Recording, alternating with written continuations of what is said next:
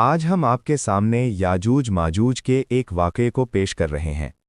یاجوج ماجوج نے دنیا میں بہت تباہی مچائی تھی، اور ایک دن ایک قوم ان کی زیادتیوں سے تنگ آ کر حضرت ذوالقرنین سے مدد طلب کرنے گئی۔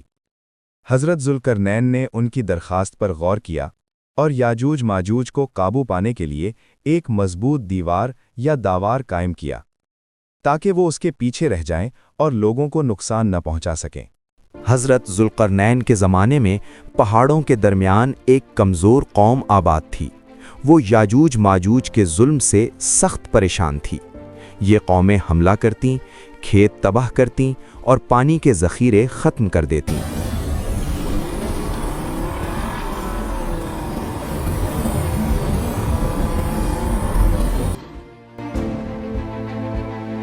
ایک دن عادل بادشاہ حضرت ذوالقرنین علیہ السلام وہاں پہنچے۔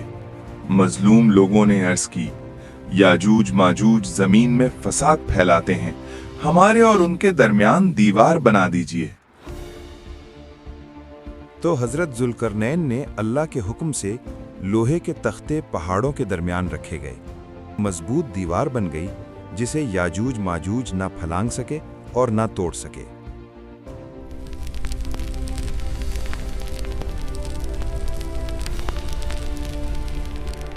ذوالقرنین علیہ السلام نے فرمایا، یہ میرے رب کی رحمت ہے، لیکن جب اس کا وعدہ آئے گا تو یہ دیوار ختم ہو جائے گی۔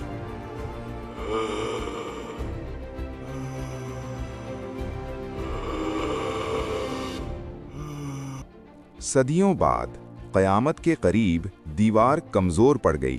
یاجوج ماجوج باہر نکل آئے اور ہر طرف فساد پھیلانے لگے، پانی پی گئے، زمین ویران کر دی۔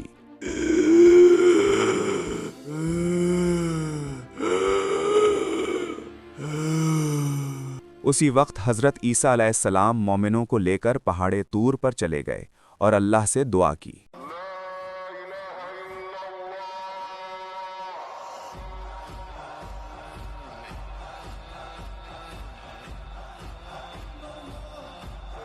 پرندوں نے ان کی لاشیں اٹھا لیں اور بارش نے زمین کو پاک کر دیا۔